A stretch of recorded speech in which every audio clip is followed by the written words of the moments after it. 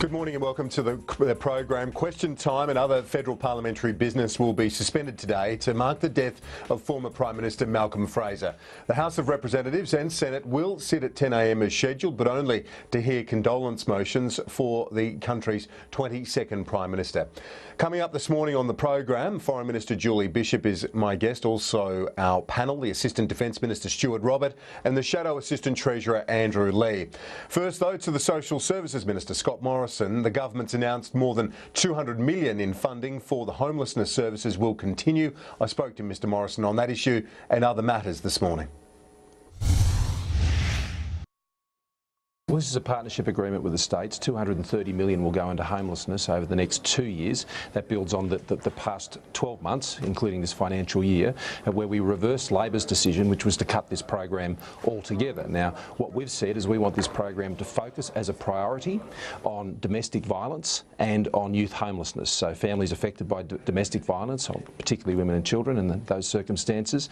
And this will see that funding go into those areas. Now, the previous government had been involved in homelessness funding when they were in government, but in their last budget they made no provision for this funding going forward. So we're fixing up the agreement and we'll have this funding in place for 2 years. During that time there will be a review with the states about the levels of responsibility between state and federal governments on homelessness. It's principally a state responsibility, but this enables us to add, I think, serious value and give some national focus to priorities on domestic violence. You say it's Labor's cut, but wasn't the government going to pursue this anyway? This is a backflip from the government as well, surely. No, it's not. No, you were always going to spend. We had funded it for 1 year, and we said we would review what we were going to do for the next 2 years. And now we've made the decision to go ahead with those 2 years, and the previous government cut the funding altogether. Okay. So we've kept. Well, there was a sense that this was just a stopgap, that you were going to end the funding, but no, this was always the intention to renew it. We were reviewing it in that first year. We ensured that the services could continue for a year in our first year in government because they'd been cut by Labor. And after that year, we've decided that we're going to continue for a further 2 years. And over that time, we will work with the states to better, I think, reflect and understand the responsibilities at those 2 tiers. Has there been any improvement on that? On homelessness since well, I mean, Kevin Rudd made a very big deal of this. Yeah, 100,000 plus homeless.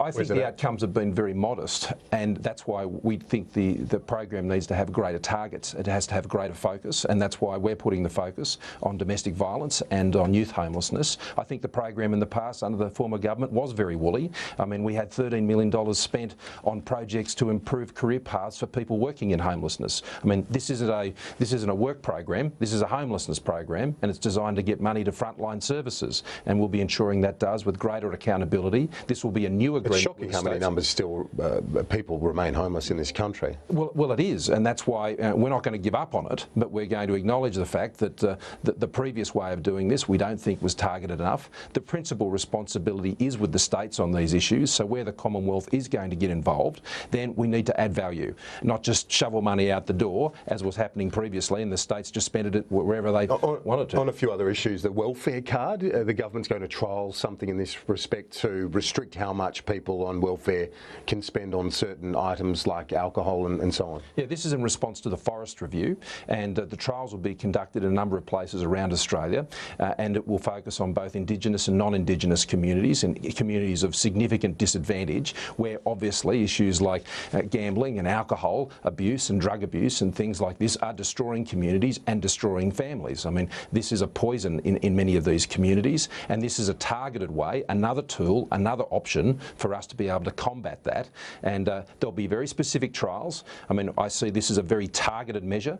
There's no suggestion at the moment that these sorts of measures would be applied on a broad basis across welfare recipients. This is very much quite a surgical way of going and deal with very specific problems in very specific communities. And okay, let's look at a few other issues. This front page of the Australian reporting, government payments aren't going to return to their long-term trend and reduce till 2021. That's 5 years after the May budget suggested in 2016. This is, it seems, a further blowout on government in terms of government deficit here, and it's not an iron ore issue. This is a spending issue that the government's got to grapple with here. Well, look, I'll leave the specifics of that to the Finance Minister, but only to say this: in my own portfolio, what we are seeing is a growth in payments based on the eligibilities and the arrangements that are currently there. We've been making the argument that it's necessary for us to get these payments and these systems under control. Patrick McClure was making the same point. If we don't deal with it now, with the sort of reforms that we're putting forward and that are being frustrated, then down the track, a future government, hopefully a coalition government, would be in place. But what we're saying is that down the track there would need to be a very sharp shock to changes to payments. So are you confident that there'll be an improvement on that trajectory well before 2021? Well, that is what we're working to, but the Labor Party is opposing us in doing that. I mean, their plan on welfare is just basically to let it rip and let it run off the edge of a cliff. Now that means down the track, welfare recipients, people who depend on this, will not have a sustainable welfare system, and they'll have to face very sharp cuts down the track unless we deal with the problem now incrementally in a way that the people can respond to changes. That's what we think that's the fair thing to do. What Labor's plan is... Can you get it done sooner? Can you get that improvement happening before 2021, which is what the Treasury charts are saying according to the Australian? Well, of course, this is what we want to work towards, Kieran, but at the end of the day, you can only make the progress you can where you can get the cooperation of the Parliament to be able to put in sensible, modest, incremental measures, and that's what we're working on. Should you apologise as a former Immigration Minister to the Save Our Children staff? That's what your critics and the government's critics are saying in the wake of the Moss report into the Nauru. Well, the Moss review was done at my instigation. It was based on allegations that had been formally made, and I ensured that those allegations were reviewed properly by an independent review. I made no such allegations. I saw those allegations on a whole range of very disturbing matters, particularly the matters on sexual abuse. I made sure that they were independently reviewed. We now have a report. I'm pleased the government has accepted those recommendations. But your critics say that you smeared them in the way that you called for that review. Well, what do you say to that? I reject that. And no apology? Well, I put in place an independent inquiry to review allegations. That's what a minister should do in those circumstances, and I'm pleased the matter has been properly investigated. We've got clear findings and we've got clear recommendations, and the government has responded positively to those recommendations. I mean, I'm happy to deal with things that I've said and done, absolutely, but I don't feel that there is a need where people have distorted or sought to distort things that I've said in the past. Well, that's a matter for them to explain. I ensured these things were investigated and that action is now taking place. Minister, I appreciate your time. Thank you. Thanks a lot, Kieran.